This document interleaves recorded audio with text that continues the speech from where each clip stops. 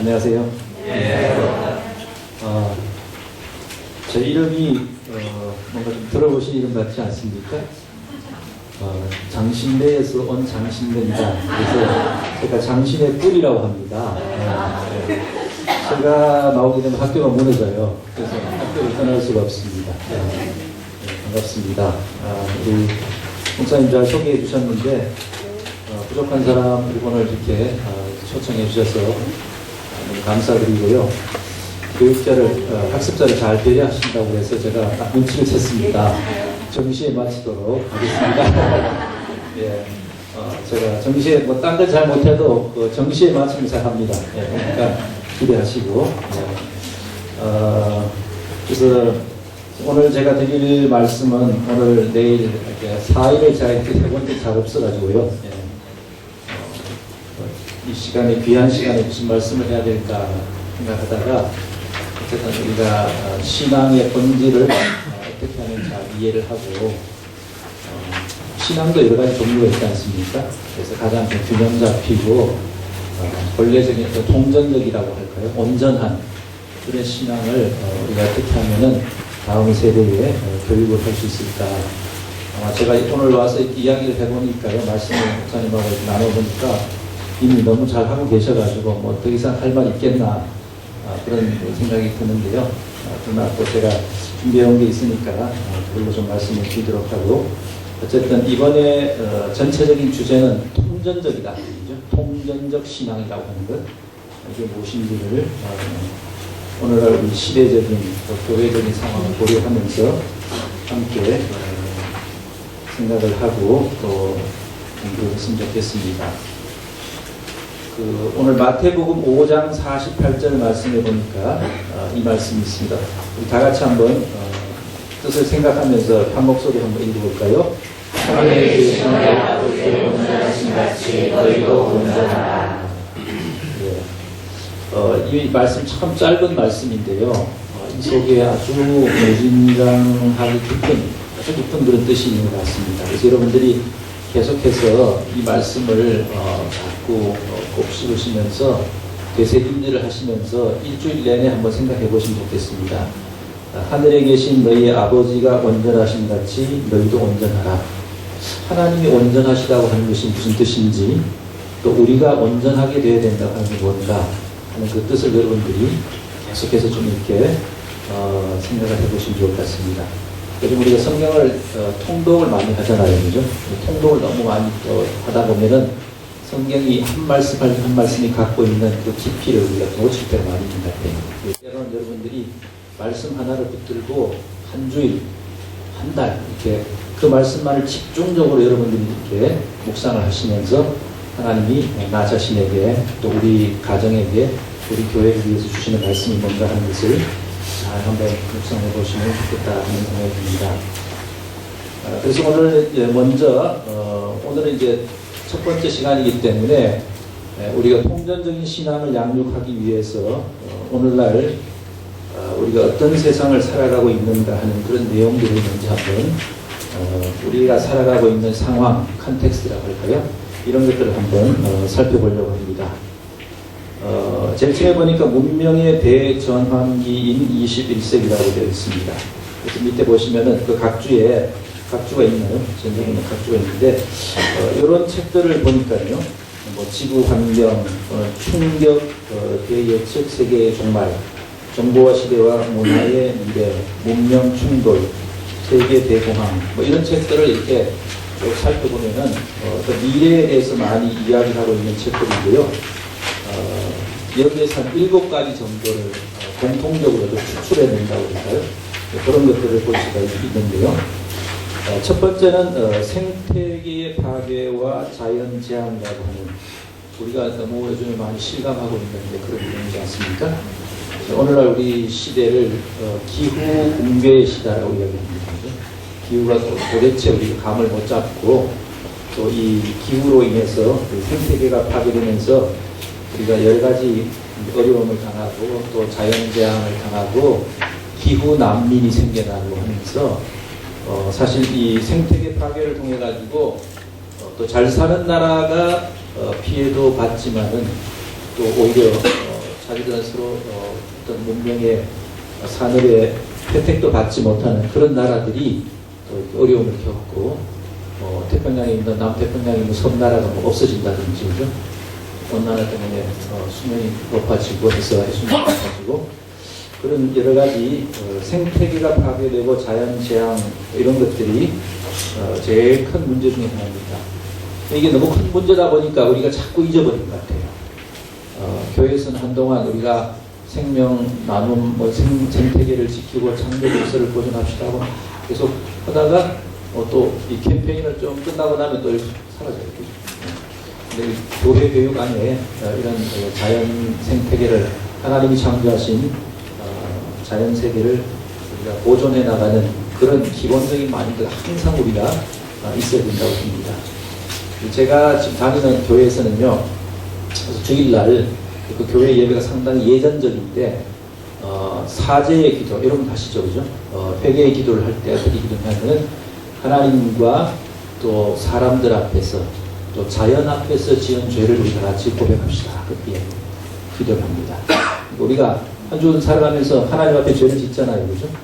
또 사람들 앞에서 뭐 남편하고 부인들하고 서로 자녀들하고 지지고 하다 보면 서로 미워하고 그런 뭐 여러 가지 잘못된 것도 있을 수 있고 또 다른 사람과의 관계 더 나아가서 자연 앞에서 우리가 이번 한 주간 동안 내가 또 종이컵을 몇 장을 썼을까 또 내가 차를 타고 다니면서 얼마나 많은 탄소가스를 배출했을까 이런 것들을 우리가 좀 의식하잖아요.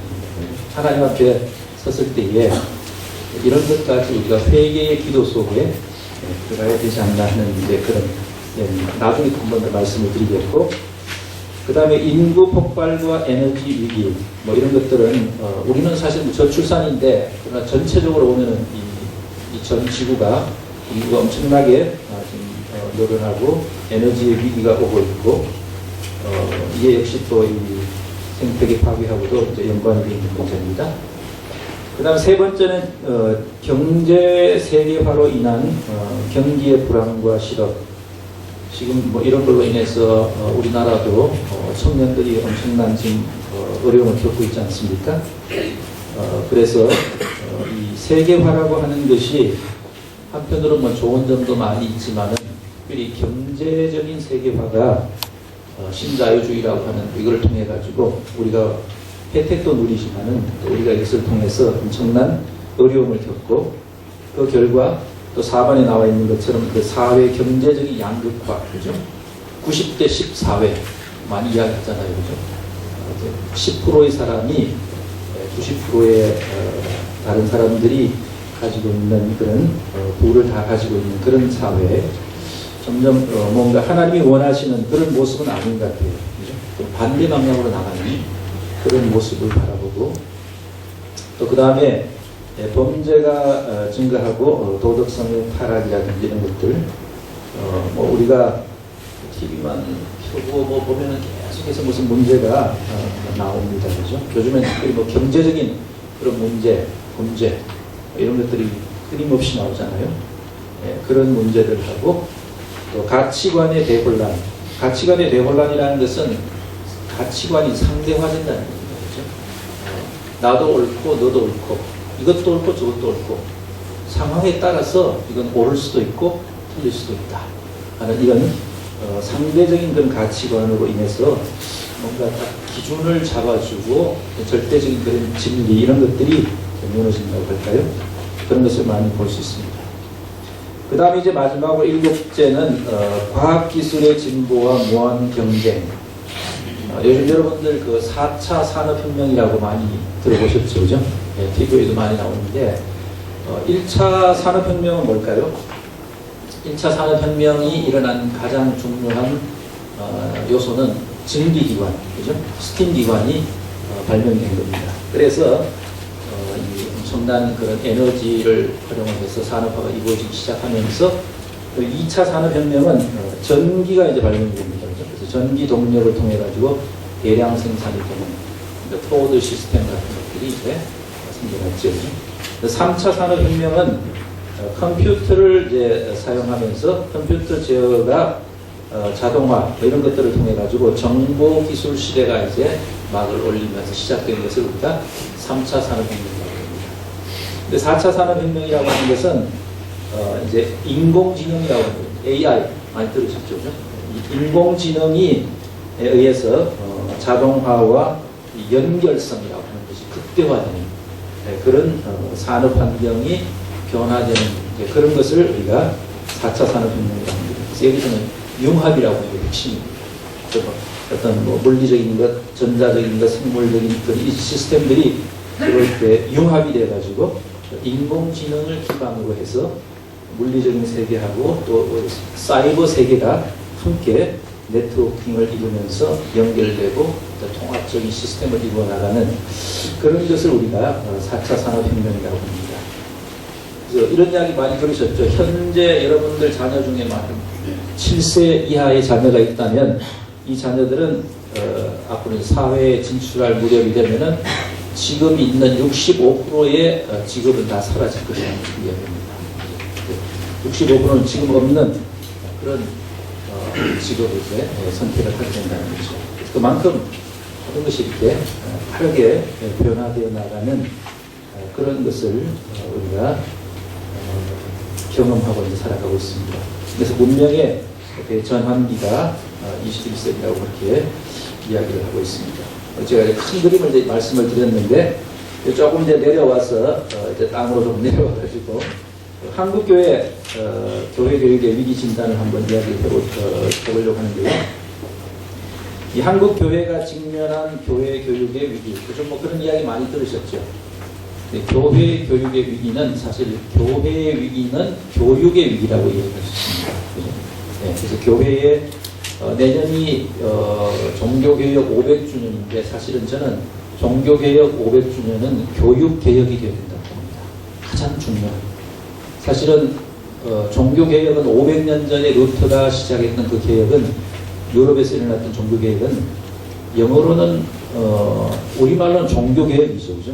종교개혁하면 뜻이 너무 협소화됩니다. 영어로는 The Reformation이라고 하거든요. 독일어는 레포르마치온이라고 하는데 그 뜻은 뭡니까? 그냥 개혁이에요. 그 개혁 속에는 정치적인 것, 경제적인 것, 문화적인 것, 사회적인 것, 이 모든 것이 교육 개혁을 포함해가지고 이제 총체적인 개혁이었거든요. 그래서 시대가 정말로 완전히 바뀌는 그런 개혁인데 저는 이 종교 개혁의 그런 정신 가운데서 제일 중요한 것 하나가 교육 개혁이 아닐까 생각을 합니다. 그래서 내년에 이제 종교 개혁 500주년을 맞이하면서 이하교회도 뭔가 이하교회에 뭔가 새로운 개혁에 대한 교회 교육에 대한 새로운 개혁을 준비하시는 그런 교회가 되었으면 좋겠다 하는 생각이 듭니다. 그래서 이 교회 교육 역시 내적인 것하고 외적인 것하고 이제 연관이 되어 있는데요. 가장 큰 것은 여러분들이 아시는 것처럼 급격한 출산율이 저합니다. 그죠? 상령 인구가 줄어요. 교회 학교 지금 인구가 주는 이유 중에 제일 첫 번째가 저출산. 지금 우리가 몇 명이죠? 합계 출산율이라고 하는 게 있는데 15세에서 44세 사이의 가임 여성이 평생 낳는 자녀 수, 아이의 수를 2015년에 1.25명, 그죠? 그래서 224개국 중에서 우리가 220입니다. 끝에서 4등. 엄청나게 심각한 거죠. 네. 그래서 초저출산국인데 15년째 둘째를 낳지 않는 나라가 이제 한국이 됐다는 겁니다.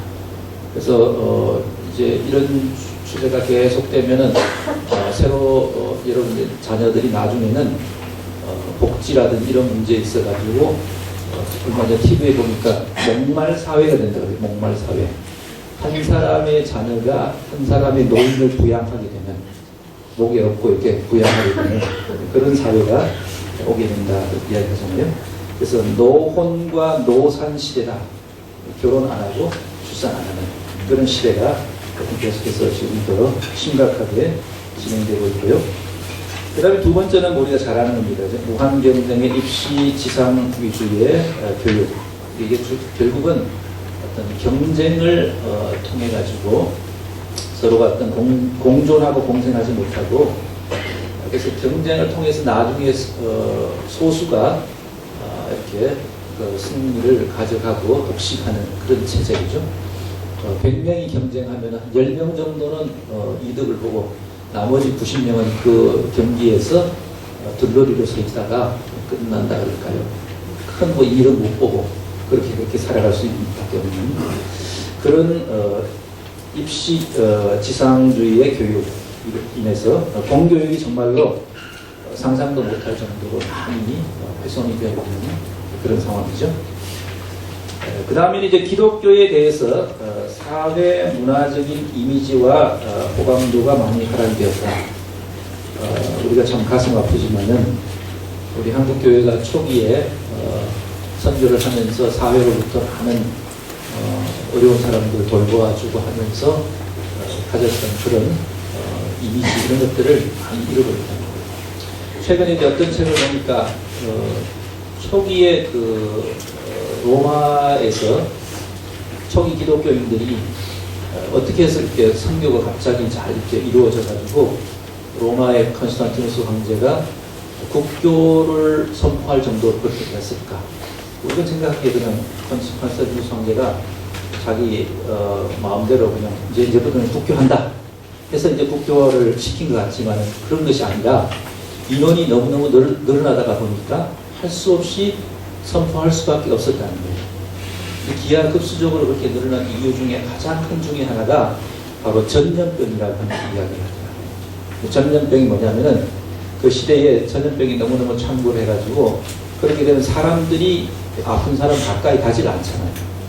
근데 믿는 사람들은 목숨을 걸고 버려져 있는 전염병이 걸려서 죽어가는 사람들을 가서 돌보았다는 거예요. 너도 나도 가서 어렵고 죽어가는 환자들 돌보면서 그걸 바라보고 안 믿던 사람들이 정말 저기에는 뭔가 진리가 있고 뭐가 있겠다 하면서 기독교로 들어오게 됐다는 겁니다. 그래서 기하급수적으로 기독교가 늘어나는 바람에 313년에 콘스탄티누스 대제가 기독교를 국교로 선포할 수밖에 없었다 하는 그런 이론이 있더라고요. 예.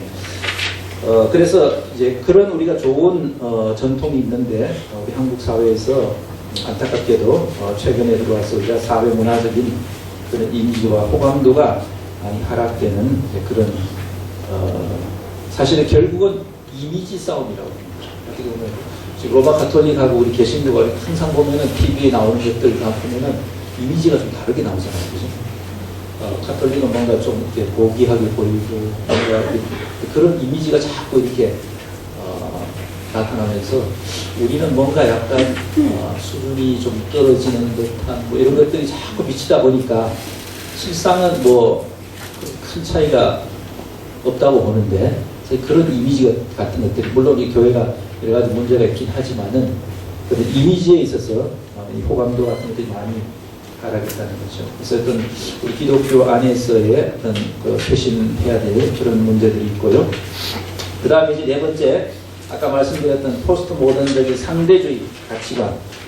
이건 우리가 다원주의 가치관이라고 하는데, 말씀드린 것처럼 모두가 이제 생각하는 바가 다 달라요. 네. 취미도 다르고, 가치관도 다르고, 그래서 저희도 가족이 이제 백화점을 딱 가면은 이제 들어가자마자 쫙 찢어집니다. 네. 저희 집사람은 옷이나 뭐 이런 식품 쪽으로 가게 되고, 저희 아들은 저기 올라가서 여기니까 그 게임 같은 데 있잖아요. 거기 가서 이렇게 길거리고, 또 딸은 또 자기 액세서리 온다고 하고, 저는 이제 책 있는 쪽으로 가고 이런 식으로 하면 쫙 찢어져요. 전부 다 한 가족으로 살지만 가치관이 또 뭐 여러 가지죠. 취미라든지 모든 생각들이 다 달라요. 요즘에 여러분 우리 최순실 게이트에 대해서 집안에서 또 뭐 보면은 어른들하고 또 자녀 세대하고 또 생각이 다른 경우도 많잖아요. 정치적 성향이라든지 하지만은 그래서 이 포스트 모던적인 그런 상대주의 가치관과 세계관으로 인해서 다양한 우리 기독교 세계관과 가치관에 대한 신뢰도랄까 이런 것들이 점점 약해지는 그런 것을 볼 수 있습니다. 그 다음에 제일 중요한 것 중에 하나가 또 이 개인주의입니다. 개인주의와 소비 지상주의. 개인주의라고 하는 것은요, 여러분들이 아마 지금하고 한 20년 전의 교회에 교회 학교라든지 한국 사회에 여러분 한번 비교를 해보시면 정말 엄청나게 우리 자신이, 나 자신이 좀 개인화됐다, 개인주의가 됐다, 그런 생각을 하실 거예요. 그죠? 네. 그래서 이 개인주의라고 하는 것은 이 폴란드 출신의 유명한 사회학자인 지그문트 바우만이라고 하는 사람이 있는데요. 그분이 이런 이야기를 했어요. 오늘날 우리 인류는 어떤 시대에도 존재하지 않았던 개인들의 사회가 되었다고. 개인주의가 된 사회에서 살아가고 있다.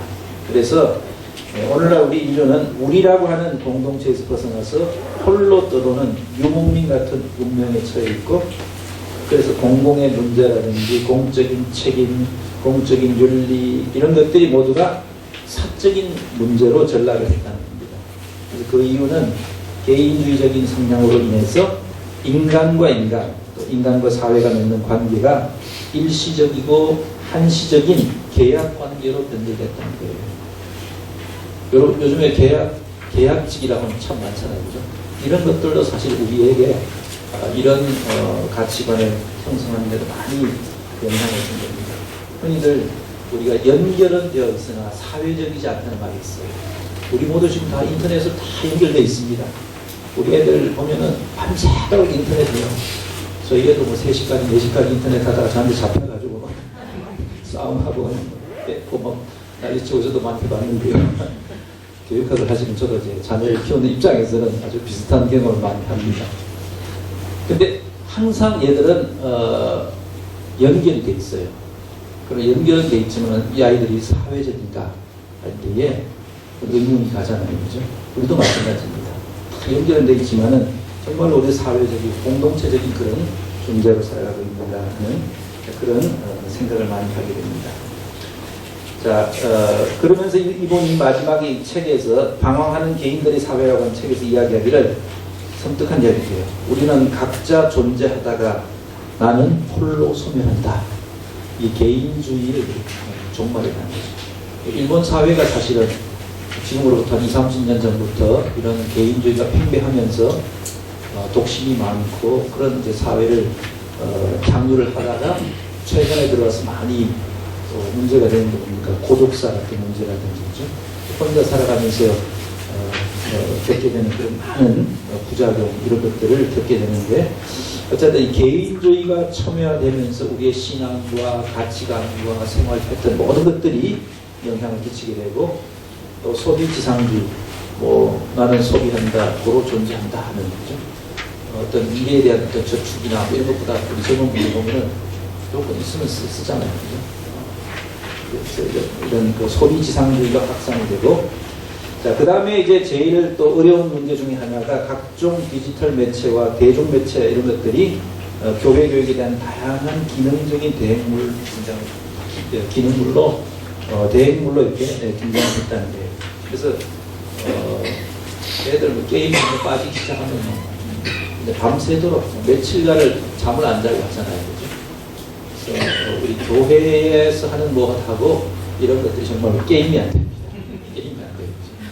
그래서 우리가 이런 데 있어서 교회 교육에 어떻게 차별화하면서 우리 자녀들에게 가치관을 심어주고 어떻게 해야 될 것인가, 이런 것도 우리가 좀 많이 고민을 해야 되지 않나 하는 생각이 들고요. 그리고 7번째는 무종교 인구가 증가한다는 겁니다.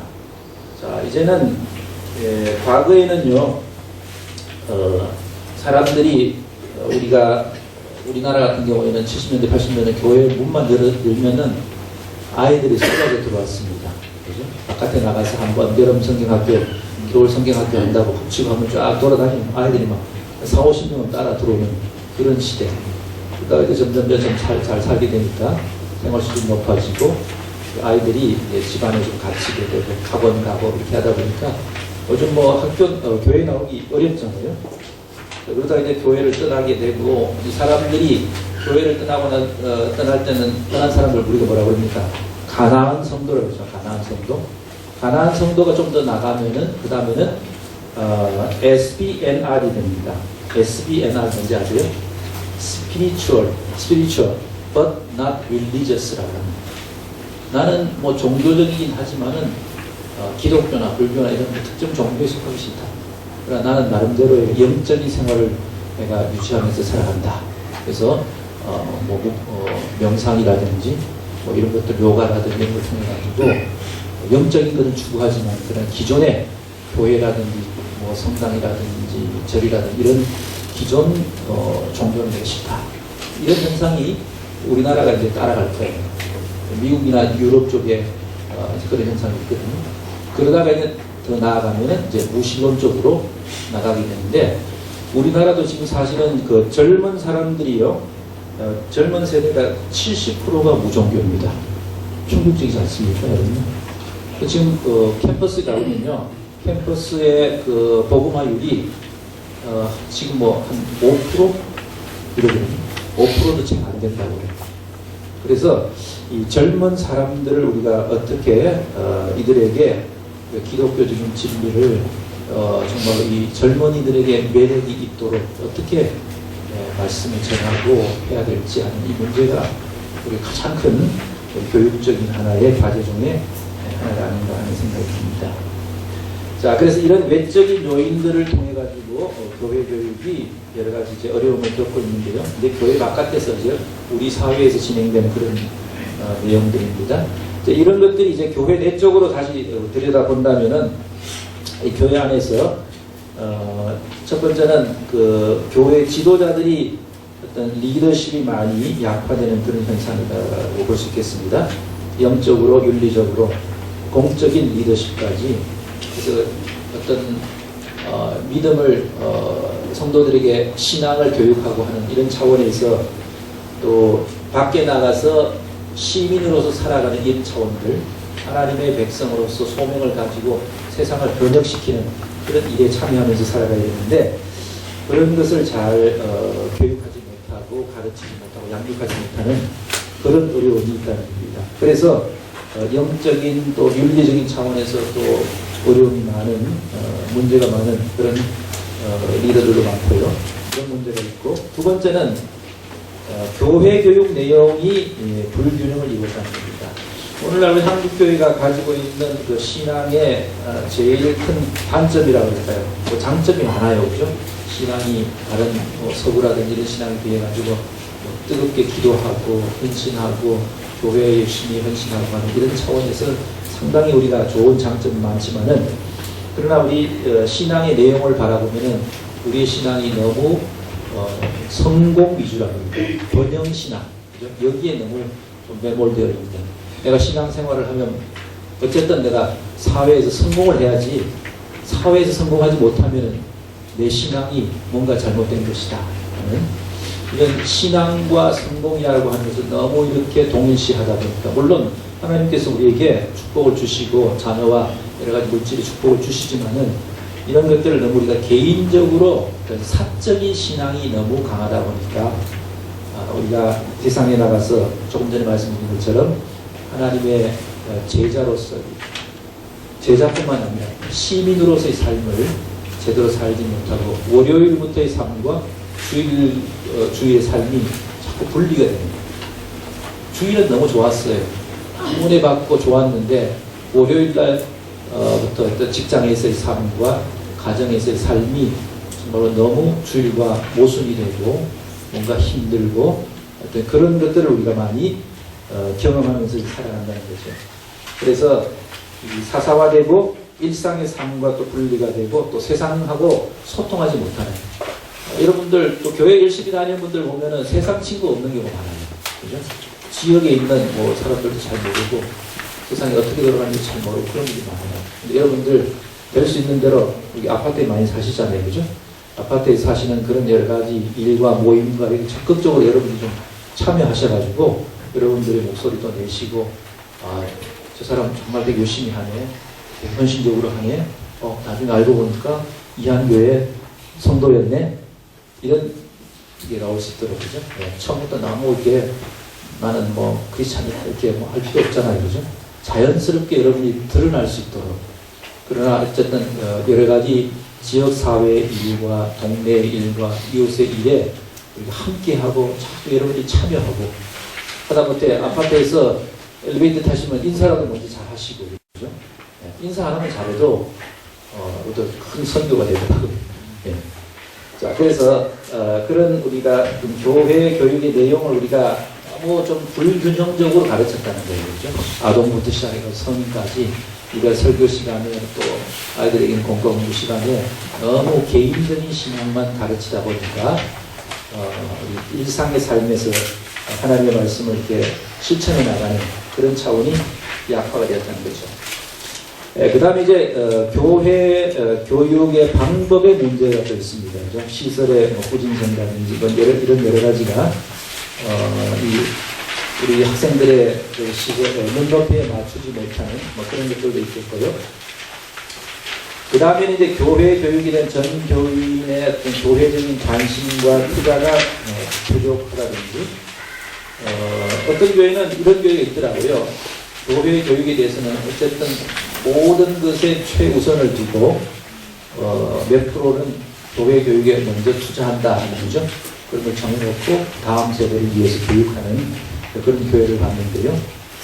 다음 세대를 교육하기 위한 어떤 이런 지속적인 투자 이게 중요하고, 그다음 교사의 열정과 자질과 리더십 부족. 여기서 교사라고 이야기하는 것은요, 1차적으로는 부모라고 볼 수 있습니다. 2차적으로는 교회 학교의 교사. 그래서 이 교사라고 하는 것은 정말로 부모는 신앙교육에 있어서 모든 것입니다. 신앙교육의 모든 것은 가정 안에 있다 하는 그런 이야기가 있습니다. 어떤 조사를 해봤는데요. 이 한국교회 위기진단과 대한 이런 연구가 있는데요. 그 연구 결과를 보니까 현재 우리가 한국교회가 당하고 있는, 겪고 있는 교회 교육에 있어서 가장 큰 책임이 누구에게 있느냐 했을 때에 1위가 바로 부모입니다. 54.3% 압도적으로 나와요. 그 다음 2번이 뭐냐면 이름이 교육을 담당하는 교역자 37.3%. 그 다음 세 번째가 비슷해요. 36.9%의 누구겠습니까? 담임 목사님. 담임 목사님이 세 번째예요. 그만큼 영향력이 막강하시다는 겁니다. 그죠? 네 번째가 교회학교 교사 28.3%.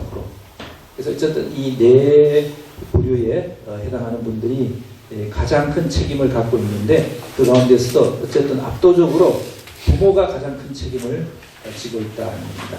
그렇다면 이걸 어떻게 해결할 수 있겠느냐 할 때 첫 번째 역시 부모들의 기독교적인 자녀 교육관이 중요하다가 47.5%입니다. 문제도 부모요, 해결의 열쇠도 부모가 가지고 있다는 겁니다.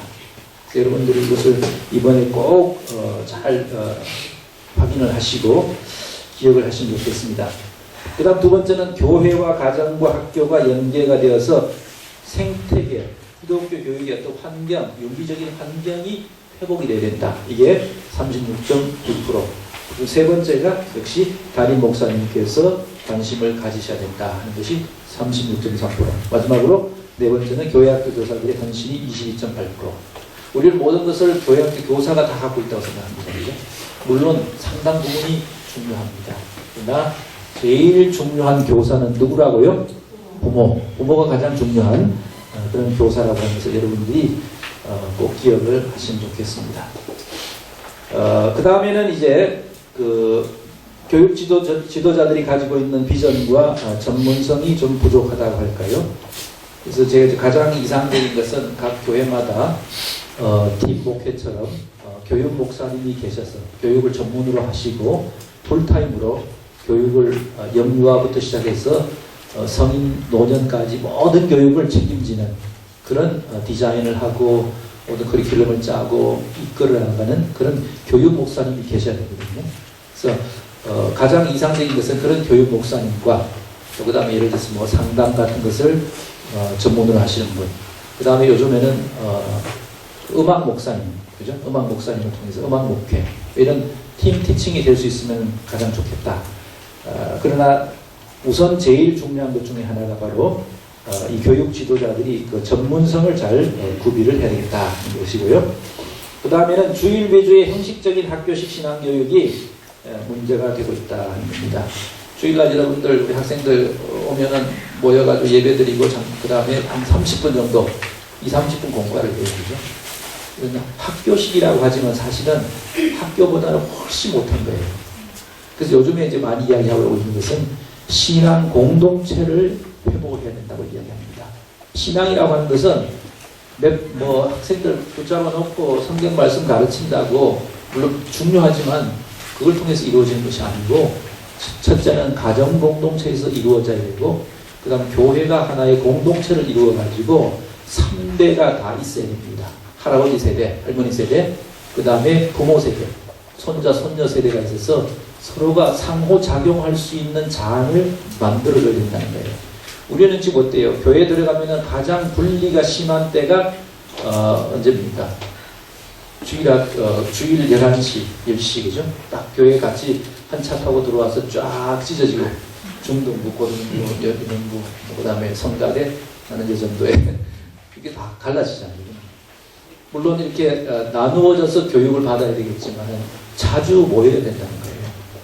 한 달에 한 번 정도는 적어도 절기와 이런 모임을 통해 가지고 온 가족이 모여가지고 예배드리고 하는 그런 습관을 어릴 때부터 들여야 돼요. 우리 아이들이 왜 와서 못 견딥니까? 제가 미국에 있을 때에 마토마 처치라고 하는 인도 교회를 한번 가봤거든요. 마토마 처치는 이제 도마를 기리는 그런 하나의 인도에서 나온 정교회하고 비슷한 그런 교회인데요. 교회를 갔는데 인도 사람들이 주로 막 모여서 예배 드리더라고요. 근데 예배가 얼마나 긴지 예전적으로 정교회 예배 혹시 가보셨어요? 무지무지 길어요. 2시간 정도 하거든요. 그냥 흔들었다가 기도했다가 일어섰다가 앉았다가 성만찬. 근데 앞에 한 초등학교 아이들이 성가대를 해요. 한 30명이 되는데 3시간 되는 그 시간을 꼼짝도 않고 앉아서 예배를 얼마나 잘 드리는 몰라. 저희를 따라간 애들 둘이 그때 초등학교하고 유치원이었는데 막 온몸을 뒤틀면서 못 견뎌가지고 그래서 제가 그걸 느꼈거든요. 어릴 때부터 훈련이 되면 된다는 거예요. 그래서 우리가 그런 좀 의식을 가져야 될 것 같아요. 온 교인이 모여서 좀 소란스러운 예배를 우리가 잘 좀 견딜 수 있어요. 예배는 무조건 우리가 조용해야 되고 물론 경건하게 드려야 되겠지만 온 세대가 함께 드리면서 그죠? 부모가 옆에 앉아 있고 또 같이 할아버지 할머니와 이렇게 모여서 때로는 아이들이 울기도 하고 시끌시끌하고 이런 예배를 견딜 수 있는 그런 힘을 길러야 돼요. 그래야지 그 교회가 교육 목회를 잘 할 수 있는 교회가 되는 겁니다. 아이 조금 운다고 막 이렇게 째려보지 마시고 견뎌 주셔야 돼요. 아주 좋은 소리다. 우리 교회에 저 아이들 울음소리가 있는 게 얼마나 이 저출산 시대에 얼마나 축복이다. 저 한 생명이 얼마나 귀한가. 이런 관심을 가지고 그죠? 마음으로 여러분들이 대해 주셨으면 좋겠다는 겁니다. 그리고 이제 그 주일 위주의 그 다음에 교회와 가정 학교의 그 현장이 서로가 연계가 부족하다고 하는 것. 제가 말씀드린 것처럼 우리는 축제하고 교회 교육만 자꾸 이야기해요. 헛다리 짚은 겁니다. 그죠? 사실은 부모를 잡아야 돼요. 가장 핵심이 되는 부모를 우리가 교회가 서포트해주고 도와주고 하는 그런 교육을 해야 된다는 거죠. 여기에 대해서는 제가 특별히 4번째 목요일 날 조금 더 자세하게 이 교회와 가정과 학교 이런 것들이 어떻게 연계될 수 있을까 하는 것을 다시 한번 말씀을 드리겠습니다. 이런 것들이 지금 연계가 부족하고요. 그 다음 출산율 저하로 해서 교회 학교 학생 수가 감소하고 있다. 아시는 것처럼 우리 통합 측의 그 통계를 보니까요. 영아부는 2011년 이래로 20.2%가 감소, 유아부는 12.3%, 유치부는 10년 사이에 25.8% 이렇게 줄었습니다. 초등학교 같은 경우에는 10년 사이에 34.5%, 3분의 1이 사라진 거예요. 실감 나세요, 여러분들? 네. 10년 전에 비해서 30%가 없어진 겁니다. 그죠? 그리고 초등부가 32.8, 소년부 35.2, 이런 식으로 해서 유년부가 34.5, 이런데, 어쨌든 34.2% 평균이 감소했는데요. 중고등부는 사실은 10년 사이에 12.3%, 이상하다? 약간 의아하시죠? 그죠? 그래서 이걸 사실은, 이걸 자세히 들여다보면 이렇습니다. 이 학령 인구가요, 10년 사이에 초등학교는 사실은 32.4%가 줄어든 거예요. 그러면은 결국은 몇 프로 줄어든 거예요? 34.2에서 32.4가 줄었으니까 결국은 초등학교는 실제적으로는 1.8% 줄었다는 겁니다. 지금 줄어든 것은 학령 인구가 줄어들었기 때문에 그렇게 많이 줄었다는 거예요. 그죠? 더 심각한 것은 중고등학교입니다. 중고등학교는요, 학령 인구가 10년 동안 오히려 0.47%가 증가했답니다. 그런데 교회에서는 12.3%가 감소했으니까 결국은 12.77%가 감소했다. 그래서 중고등부가 심각하게 어려움이 많은 겁니다. 이 숫자에 있어서. 그래서 이 미래 예측하시는 분들은 한 2050년이 되면은 0세부터 24세에 해당하는 교회학교 대상지구죠. 그 연령이 지금의 또한 절반 반토막이 날 것이다. 그래서 우리가 이런 데 대한 우리가 꼭 이걸 절망적으로 볼 건 없을 것 같아요. 어떻게 보면은 더 질적으로 좋은 교육을 시킬 수 있는 그런 기회가 될 수 있거든요. 그래서 앞으로의 교육은 과거에는 사람들 이렇게 모아놓고 이렇게 강의식으로 대중 강의를 하고 사람을 웃기고 울리고 막 재밌고 좋잖아요. 집에 가면 아무 생각 안 나고 변화가 별로 없고 이런 교육이 아니라 정말로 한 사람 한 사람을 붙잡고 1대1의 맞춤 교육을 하고 소그룹의 맞춤 교육, 1대1의 멘토링 교육을 해나가면서 아이들을 변화시켜 나가는 그런 교육, 1대100의 크리스찬을 양육하는 그런 교육이 되야 된다는 거예요. 그래서 질적으로 정말 월등하게 우리가 우수한 그런 자녀들을 교육할 수 있도록 하는 그런 계획들을 우리가 해나가야겠다는 겁니다. 자, 그 다음에 그렇다면 이제 이런 상황 속에서 우리 미래 교회 교육이 무엇을 목표로 해야 될까? 우리 통전적 신앙을 목표로 한다고 그랬습니다. 그죠? 그래서 하나님과 신앙에 대해서 우리가 어떤 관점을 좀 변화를 시켜야 되지 않나 하는 생각이 듭니다. 제가 어떤 이런 예화가 하나 생각이 났는데요. 뉴욕의 어떤 지하철에서 이제 일어났던 이야기입니다. 오전 한 11시쯤 되면은 뉴욕 지하철이 상당히 한가했습니다. 아침에 한 7시부터 막 엄청나게 러시아워가 지나고 나면은 11시쯤 되면 우리나라 지하철이 좀 조용하잖아요. 그죠? 이제 대체로 이때는 이제 할아버지, 할머니들이 좀 연세 드신 분들이 앉아서 아주 여유롭게 이렇게 타고 가시는데 신문을 보기도 하고 아주 한적한 이제 그런 분위기인데 어떤 이제 그때 한 40대 정도 되는 남자가 자녀로 보이는 3명의 아이들을 데리고 지하철에 올라탄 거예요. 뉴욕에서. 근데 이 아이들이 타자마자 계속 뛰어다니면서 시끄럽게 굴고 소리 지르고 막 이러는 거예요. 여러분들 아시지만 미국에서 아이들은 시끄럽게 소리 지르고 공공장소에 그런 거 되게 허용을 못 하잖아요. 참다 못해가지고 노인분들이 저 아이 왜 저렇게 애를 저렇게 버릇게 두느냐고 좀 조용 좀 시키라고 막 소리를 지르고 막 그랬어요. 그랬더니 이 40대로 온 남자가 일어나서 아주 공손히 절을 하더니 그렇게 이야기했다고 그러잖아요. 여러분 죄송합니다. 이 아이들이요 지금 어머니 자기 엄마 장례식을 마치고 집에 돌아가는 길입니다. 그랬더니 그 지하철 안에서 탔던 사람들이 순식간에 조용히 됐다는 거잖아요. 그 아이들이 뛰어다니더라도 가만히 두고 이게 뭡니까? 이게 패러다임 시프트 같아요. 그죠? 우리 보는 관점이 그 아이들이 그 이야기를 듣기 전하고 듣기 이후하고 완전히 180도로 아이들이 보이잖아요. 그죠? 그래서 우리가 하나님에 대한 이 시대에 우리가 하나님에 대해서 이제는 우리가 기존의 과거에 우리 가지고 있던 하나님에 대한 신앙에 대한 이런 것들을 정말 좀 많이 바꿀 필요가 있지 않는가. 기존의 우리 하나님 이해가 정말로 개인적이고 사사화되고 나의 하나님, 동네 골목대장 같은 하나님 이런 하나님이었다면 이 하나님을 우리가 우리의 하나님, 우리 공동체의 하나님, 우주의 하나님이시고 사회와 역사를 변혁시키시고 우리 그쪽에 변혁에 우리를 부르시고 또 이 온전한 신앙을 가지기를 원하시고 하나님을 향한 어떤 일대일의 뜨거운 개인적인 신앙 그리고 또 이 세상에 나가서 세상을 변화시키는 이 두 가지를 골고루 갖춘 정말 이제 신앙적인 어떤 뭔가 신앙에 대해서 하나님에 대해서 패러다임을 바꾸는 그런 신앙이 우리가 되어야 되지 않는가. 비슷한 이야기가 하나 있어요. 이거 한번 들어보세요.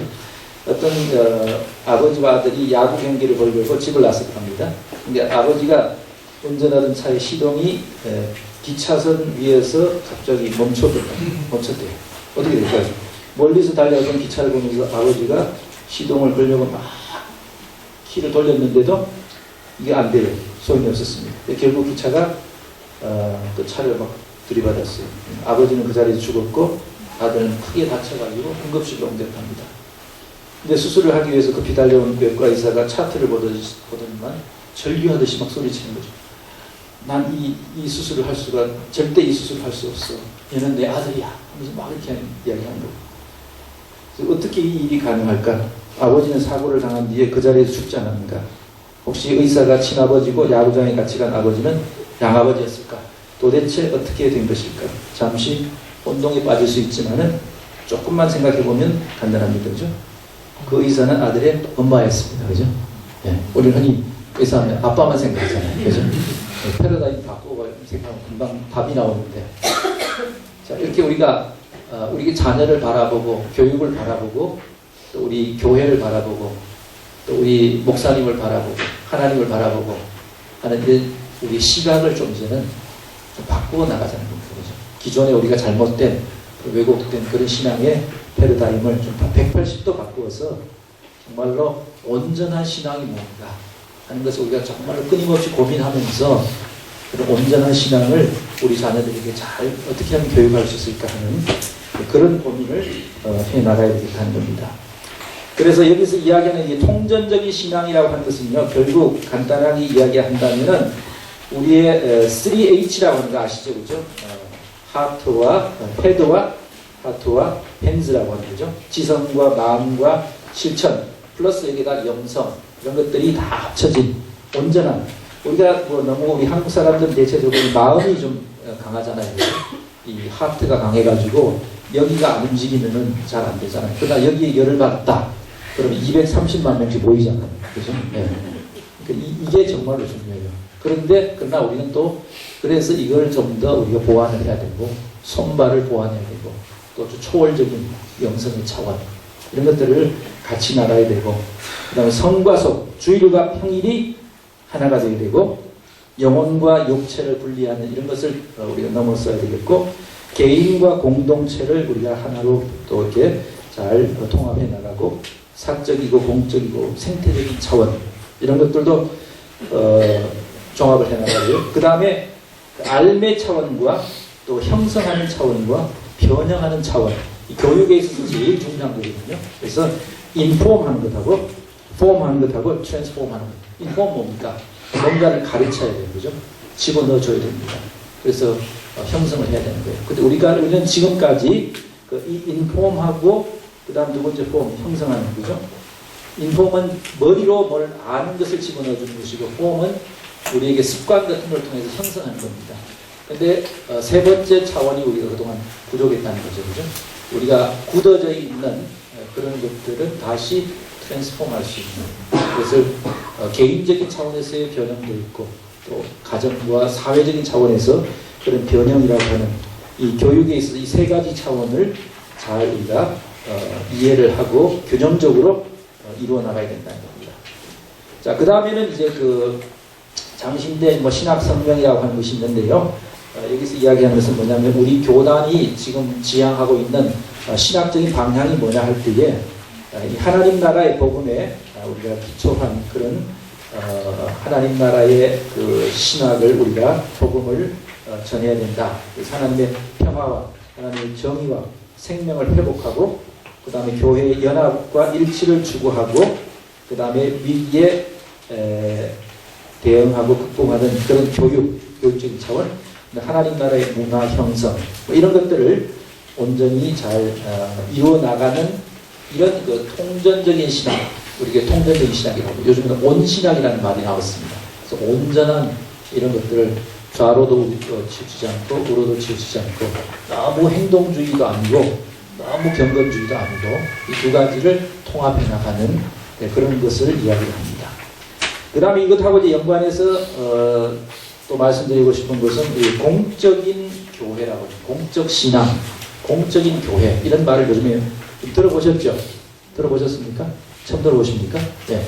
이 공적인 신앙이라고 하는 것은요, 한마디로 이야기하면 조지 엘버트 코우라고 하는 유명한 기독교 교육학자가 있었습니다. 이분은 이제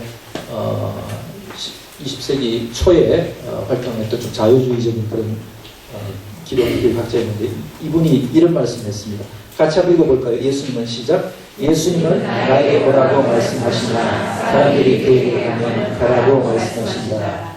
이것이 교화된 기독교 교육의 정신이다. 예. 예수님이 우리 보고 뭐라고 한다고요? 오라. 교회에 오라고 그러셔요. 예수님 앞에 오라고 그러셔요. 그러고 나서 가면은 뭐라고요? 가라고 말씀하신다. 어떻습니까? 우리는 자꾸 예수님이 오라고 하는 것만 생각해요. 무거운 짐진자들아 나에게로 오라. 가는 것만 이야기 생각합니다. 그러나 예수님은 가면은 우리를 채워주시고 힘을 주시고 그 다음에 용기를 주시고 임파워먼트라고 하죠. 힘을 불어넣어 주시고 능력을 불어넣어 주시고 가라 하고 우리를 파송해 주신다. 교회의 역할이 이래야 된다고 봅니다. 교회는 주일날 와가지고요. 너무 교회 안에서 봉사하고 주차하고 뭐 설거지하고 하시다가 힘 다 빠져가지고 집에 가셔가지고 부부싸움하고 자녀들에게 짜증내고 월요일부터 가서 자기 부하들 막 갈고 그러면 안 돼요. 그죠? 교회에 와서는 정말로 뭔가 힘을 얻어가야 됩니다. 교회 와가지고 그래서 교회는 주유소 같은 교회가 되야 된다고 봅니다. 교회 와가지고 기름을 꽉 채워가지고 만땅 기름을 채워가지고 여러분 가셔가지고 한 주일 동안 나가셔서 열심히 살아갈 수 있도록 말씀을 통해가지고 세상을 바라보는, 세상을 바르게 해석하는 그 통찰력을 얻어가지고, 그죠? 내 삶을 또 나는 하나님 앞에서 잘 살았는지, 나 자신에 대한 통찰력, 세상에 대한 통찰력을, 세상을 해석할 수 있는 그런 통찰력을 받아가지고, 이 세상에 나가서, 가정에서 힘있게 살아갈 수 있도록 해주는 그런 신앙이 되어야 된다는 겁니다. 그래서 우리가 온전한 신앙이 되기 위해서는 좀 사적이고 개인적이고 좀 실존적이라고 할까요? 이런 차원의 신앙이 필요하고 그 다음에 동시에 공적인 이런 신앙이 필요하다는 겁니다. 그래서 이 두 가지가 온전히 합쳐질 때만이 무슨 신앙이라고요? 통전적 신앙이 된다는 겁니다. 그죠? 그래서 제가 이번에 계속해서 말씀드릴 것이 이러한 통전적 신앙을 위해서 공적 신앙을 우리가 회복을 해야 되는데 이 공적 신앙이라고 하는 것은 뭐 쉽게 이야기하면요 지금까지 계속 이야기해왔지만은 뭐 볼프라고 하는 신학자는 이게 올라가는 신앙이 있고 내려오는 신앙이 있다는 거예요. 그죠? 산에 올라갔으면 또 내려와야죠. 그죠? 양희연의 노래가 있잖아요. 저 산은 나를 보고 뭐 오라 하는데 그 다음에 나는 등을 뜨그려주면서 내려가라고 하는 거죠. 한계령 있잖아요. 그죠? 마찬가지로 오라고 그러셔요. 모세가 하나님 만나러 올라갑니다. 만나고 나서는 어떻게 평생 그게 있는 게 아니잖아요. 변화산상도 마찬가지고 문제의 세상으로 내려갑니다. 그죠? 그래서 상승과 하강이라고 하는 그런 차원이 있고 그 다음에 우리가 성벽 위의 언어와 성벽 안의 대화라고 하는 것인데 이것은 이제 열왕기하에 나오는 내용인데요. 주전 70년에 이스라엘이 아수르의 그 침략을 받게 돼요. 그래서 그 장군인 랍사게가 예루살렘 성 앞에서 이스라엘에게 너희들 항복해라. 아람말로 막 이야기해요. 그러니까 성벽 위에서 이제 이 랍사게와 힐기야의 아들이라고 하는 아들이 같이 대화를 하는데 이때는 그 당시의 보편적인 언어인 아람어를 사용했다는 겁니다. 근데 이 대화를 하고 나서 다시 예루살렘 성 안에 들어가서 이걸 우리가 어떻게 했으면 좋겠느냐 할 때는 히브리어로 이야기한다는 겁니다. 그죠? 이 말은 뭐냐면은 우리가 하나님의 말씀을 가지고 하나님의 진리에 대해서 두 가지 언어를 같이 구사할 수 있는 바이링구얼한 그런 능력을 가지고 있어야 된다는 거예요. 우리가 항상 쓰는 용어는 뭡니까? 하나님의 사랑과 은혜와 진리와 선교 뭐 이런 식으로 이야기하면 믿지 않는 사람들이 몰라요. 그죠? 한때 우리가 그런 것 때문에 얼마나 많이 오해를 받았어요. 선교라고 하는 용어 때문에. 그죠? 그래서 믿지 않는 사람들에게 하나님의 진리를 전할 때에 그 사람들의 눈높이에 맞는 세상적인 그런 개념을 가지고 진리를 전할 수 있는 그런 훈련을 해야 된다는 거예요. 그래서 우리가 너무 우리가 쓰는 용어만 자꾸 쓰지 전문 용어만 쓰지 말고 그 사람들이 쓰는 그런 용어들을 우리가 함께 잘 배워가지고 나가서 하나님의 말씀을 전할 때에 그런 두 가지 언어를 왔다 갔다 하면서 쓸 수 있어야 된다는 거예요. 그다음 세 번째는 말씀드린 것처럼 제자의 직과 시민의 직을 같이 잘 우리가 겸비를 해야 되겠고, 그 다음에 후인습적인 신앙이라는 걸 나중에 말씀드리겠습니다. 그 다음 활사개공, 공사공매라는 말은, 활사개공이라고 하는 것은 공을 살게 해서 살아가는 것을 살려가지고 개인적인 차원이죠. 그죠? 그래서 공으로 나아가도록, 공을 열도록 하는 뭐 그런 차원의 이제 한자인데요. 공과 사가 같이 균형을 이루어야 된다 하는 그런 뜻입니다. 그 다음에 사적인 영역과 영성과 공적인 영성이 똑같이 균형을 이루어야 되겠다. 자, 그 다음에 마지막으로 오늘 제 마지막 말씀드리고 싶은 것은 미래교회 방향이 레너드 스윗이 이야기를 했는데, 미래교회는 에픽처치가 돼야 된다 그럽니다. 에픽처치는 경험적이고, 과거에는 우리가 너무 어떤